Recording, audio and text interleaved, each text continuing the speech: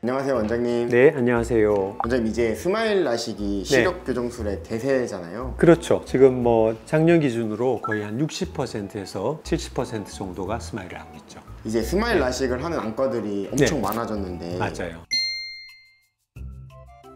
저희가 잘하니까 그런 거 아닌가요? 이유는 설명하자면 한도 끝도 없긴 하지만 제가 이제 스마일을 국내에 도입한 의사이기도 하고 초기부터 스마일 임상 시험에 관여를 하면서 과정들을 다 경험을 했기 때문에 스마일 수술을 누구보다도 잘 이해하고 있고 또 그 수술을 환자한테 잘 적용을 해서 수술을 할 수 있는 기술적인 부분이 훌륭하고 수술 기술도 뭐 좋을 수밖에 없는 게 가장 오랫동안 수술을 해왔고 수술이라는 게 의사만 잘해서 되는 건 아니거든요. 병원의 시스템이 중요한데 스마일 수술을 적용을 할 수 있는 환자들을 잘 선택을 하고 그 데이터를 잘 수집을 하는 게 중요한데 그런 검안사들이나 상담사들도 잘 훈련이 돼 있는 그런 병원이고 또 이제 저 말고도 스마일 수술을 할 수 있는 좋은 능력을 가진 여러 선생님들이 또 같이 저를 도와주고 계시고 마지막으로 이제 하나 말씀드리고 싶은 거는 이제 시력 교정 수술을 하는 병원들이 굉장히 많고 휴모라든지 이런 것들이 사실은 뭐 요즘 부정적으로 공장형 안과 이런 얘기들을 좀 우려 섞인 말로 하는 병원들도 있잖아요. 병원의 규모가 크기만 하다고 사실은 좋은 건 아니라고 생각합니다. 적절해야 된다고 생각하는데 저는 저희 병원이 가장 이런 수술을 적절하게 잘 하고 있는 규모의 병원이라고 생각해요. 그래서 너무 큰 규모의 병원들에 가질 수 있는 그런 한계 상황들, 예를 들면 수술을 하는 환자를 의사가 직접 보지 못하고 수술 침대에서 처음 만난다든지 이런 일들이 저희 병원에는 있지 않거든요. 이 수술이라는 거는 수술을 하는 환자를 수술하는 의사가 데이터를 잘 쳐다보고 또 환자와 상담을 하고 계획을 하고 그걸 실행을 하고 경과 관찰을 하고 이 모든 과정들을 한 사람이 할 수 있는 게 중요하거든요. 그렇게 할 수 있는 시스템이 저희 병원은 갖춰져 있는 거죠. 그래서 여러 가지 분야에서 환자한테 최선의 결과를 해드릴 수 있는 그런 시스템이 아닐까 그렇게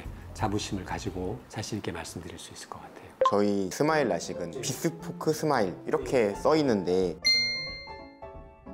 비스포크 스마일, 일종의 이제 시류를 좀 맞춰서 저희가 이름을 하나 지어봤는데요. 원래 비스포크는 아마 옷을 만들거나 구두를 만들거나 그럴 때 기성복이 아닌 맞춤복, 고객의 체형이나 발의 상태 이런 것들을 잘 고려를 해서 최선의 옷을 만들고 구두를 만든다 그랬을 때 이제 그런 것들 비스포크라는 개념으로 쓴 걸로 알고 있거든요. 근데 요즘 유명한 건 오히려 가전제품, 냉장고였던가요? 냉장고를 본인의 패션에 맞게 컬러라든지 이런 것들을 맞춰서 하는 걸 비스포크 가전제품 그렇게 얘기를 했던 것 같은데 어떻게 보면 수술도 그런 거랑 유사하거든요. 똑같은 근시의 양을 가지거나 난시의 양을 가진 사람들도 각막의 모양이라든지 동공의 크기라든지 시축의 중심이라든지 형태라든지 이런 것들은 다 달라요. 개별 인식을 할 때 우리가 쓰는 방법 중에 요즘 하나가 홍채 인식인 건 알고 계시죠? 전 세계 어떤 사람도 홍채 모양이 똑같은 사람은 없어요. 각막의 모양도 그렇습니다. 우리가 지형도 검사를 했을 때 지형도 검사의 모양이 전 세계에 있는 어떤 사람도 동일하지 않아요. 그래서 그런 지형도 검사상의 각막의 모양에 따른 수술의 어떤 변이를 줘야 되는 부분도 있는데 그런 것들이 고려가 되지 않은 상태에서 단지 근시와 난시의 축만 가지고 수술을 하는 그런 병원들도 있거든요. 그렇게 하는 것보다는 아까 얘기 드린 파라미터들, 동공의 크기, 시축의 중심, 앵글 카파라고 얘기도 하죠. 그리고 각막의 형태, 특히 이제 전반의 모양, 각막의 크기 이런 것들을 모두 다 고려를 해서 단지 중심 시력을 1.0을 만들기 위해서 수술을 하는 게 아니라 좀 더 고기능의 그런 기능을 만들기 위해서 아까 얘기 드린 그런 파라미터들을 모두 다 환자들마다 다 따로 맞춘다. 그래서